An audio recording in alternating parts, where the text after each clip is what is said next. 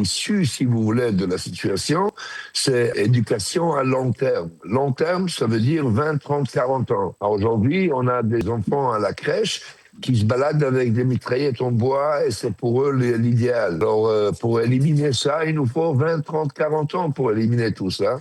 C'est pourquoi on doit être toujours avec les doigts sur la gâchette. Alors voilà où on va.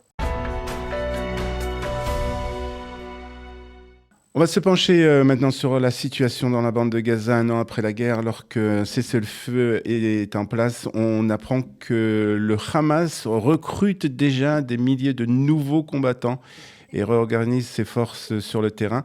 Une reconstruction qui interroge et qui inquiète bien sûr en Israël et qui pose une question simple. Est-ce que la trêve sert aussi au Hamas de préparer la suite? C'est ce que nous allons essayer de comprendre avec notre invité, Meir Dahan. Meir, bonjour.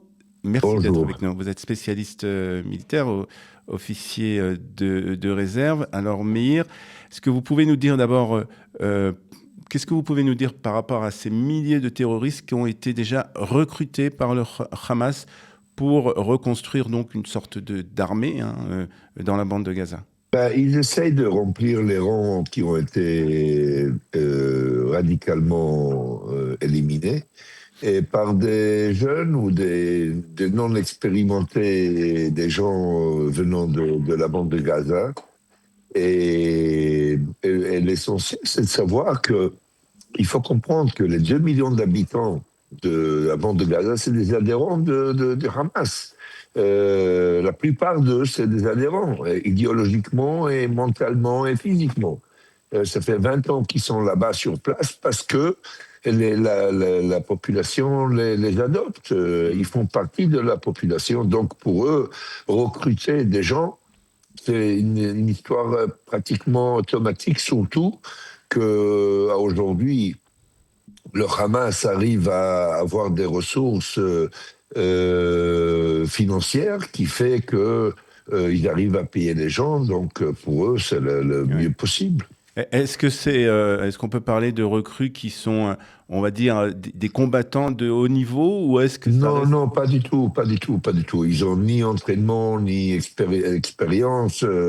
Ils sont tous dans l'ambiance, si vous voulez, de guerre depuis leur naissance. Oui. Ça a toujours été. Ils vivent autour des tunnels, ils vivent autour des armes et des munitions et des combattants et des règlements de compte enfin ce que vous voulez. Mais bon, expérimentés, pas du tout. C'est pas des combattants, c'est des jeunes suicidaires, quoi. On parle quand même entre 3000 et 4000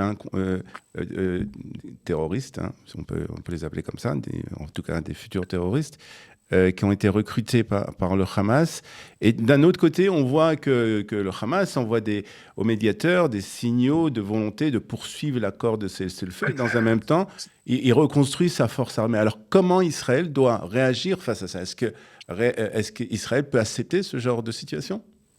Alors, voilà pourquoi c'est complexe. Parce qu'on pose la question, comment ils ont fait pour relâcher tous les otages d'un coup comme ça et sans avoir aucun avantage apparent pour faire cette démarche? Eh bien, voilà l'avantage.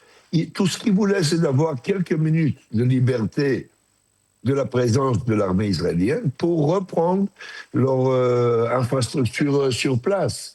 Alors, voilà, c'était fait. En quelques jours après la déclaration de cessez-le-feu, ils ont repris tous les systèmes municipaux et ils ont repris le contrôle de là où ils sont.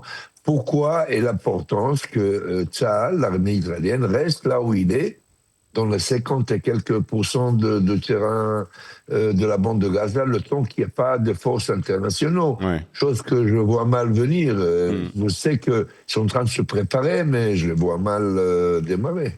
Alors, il y a eu un autre événement cette semaine, c'était aussi l'élimination de Raed Saad, qui est considéré comme le numéro 2 du Hamas. Est-ce que cette absence maintenant de numéro 2 affaiblit l'organisation terroriste, ou est-ce que les structures qui existent aujourd'hui suffisent pour continuer à fonctionner? Il fonctionne en tous les cas. Mieux ou plus mal ou mauvais ou ce que vous voulez, mais il fonctionne.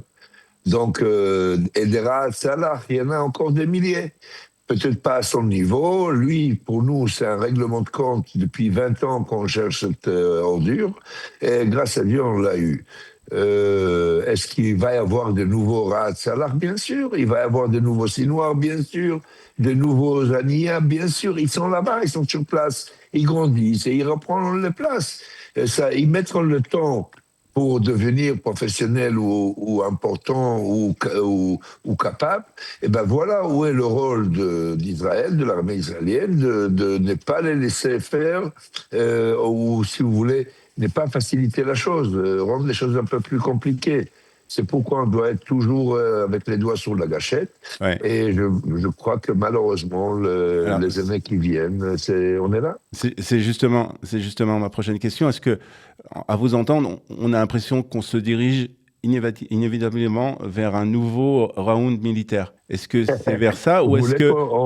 on ouvre un peu l'histoire des derniers 100 ans? Hmm. Malheureusement, c'est le quartier dans lequel on vit.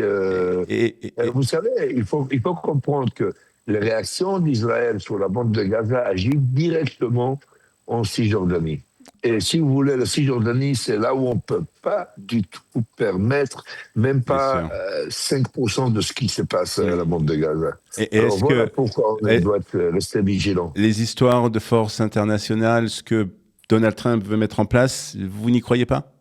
J'espère. C'est pas j'y crois pas, j'espère. Parce que l'issue, si vous voulez, de la situation, c'est éducation à long terme. Long terme, ça veut dire 20, 30, 40 ans. Alors aujourd'hui, on a des jeunes, des enfants à la crèche qui se baladent avec des mitraillettes en bois et c'est pour eux l'idéal, l'idéologie. Alors, pour éliminer ça, il nous faut 20, 30, 40 ans pour éliminer tout ça. Alors voilà où on va. Très bien, merci en tout cas pour cette analyse de ces combattants qui ont été recrutés par le Hamas dans la bande de Gaza. Merci pour ces explications, Meir Dahan. Merci d'avoir été avec nous. Merci, au revoir.